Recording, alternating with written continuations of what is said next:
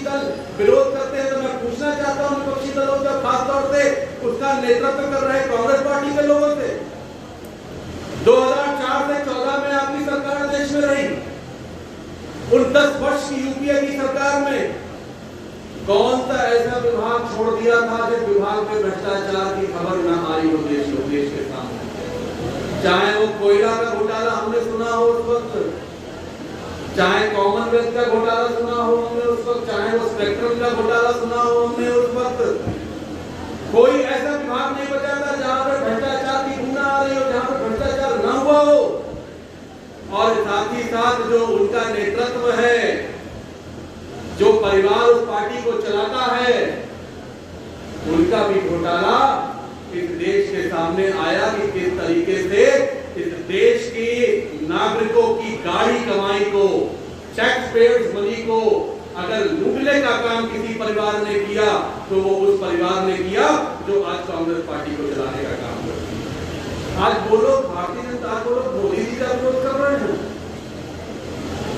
आखिर देश की जनता के सामने आपको बताना भी तो पड़ेगा कि मोदी जी का विरोध किस बात का करते हैं आप। इसको नेतृत्व देने की बात है, और हमारे सामने तो हमारा नेतृत्व है ही, हमारे सामने तो हमारे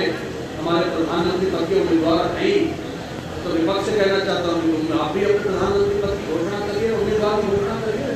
हमारे तो उम्मीदवार आदरणीय मोदी जी हैं जो देश के प्रधानमंत्री हैं। विपक्ष के उम्मीदवार क्या है? विपक्ष के सामने कौन सा चेहरा है जो प्रधानमंत्री के पद के रूप में वो जनता के सामने पेश करेंगे? मैं कहना चाहता हूँ कि विपक्ष अपने प्रधानमंत्री के चेहरे को जनता के सामने लाए, और अगर हिम्मत ना हो तो फिर चुनाव से अपने आप को अलग कर ले, क्योंकि हमारा शेर तैयार है, हमारा नेता तैयार है चुनाव लड़ने के लिए। और आज ऐसे लोग दिल्ली की सत्ता पे बैठना चाहते हैं जिन लोगों के भ्रष्टाचार के कारनामे आम जनमानस के जहन में है। एक ऐसी पार्टी की सरकार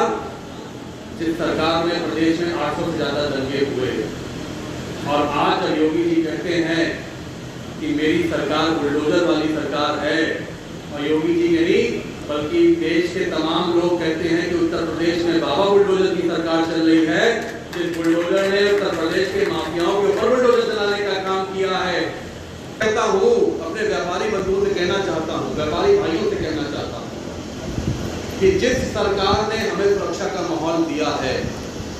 जिस सरकार ने हमें सम्मान से, हमें सर उठाकर और निडर होकर अपने व्यापार को करने के लिए हमें माहौल बनाया है, यह हमारी जिम्मेदारी है कि 2024 के आम चुनाव में जो देश के प्रधानमंत्री चुनने का चुनाव होना है अगले 6 महीने के अंदर, 6 महीने में, तो ये पूरे देश के और पूरे प्रदेश के व्यापारियों की जिम्मेदारी है कि हम सब एकजुट होकर आदरणीय नरेंद्र मोदी जी को इस देश में तीसरी बार प्रधानमंत्री बना के इस देश का नेतृत्व करने का मौका दे। कि हम सब की जिम्मेदारी है।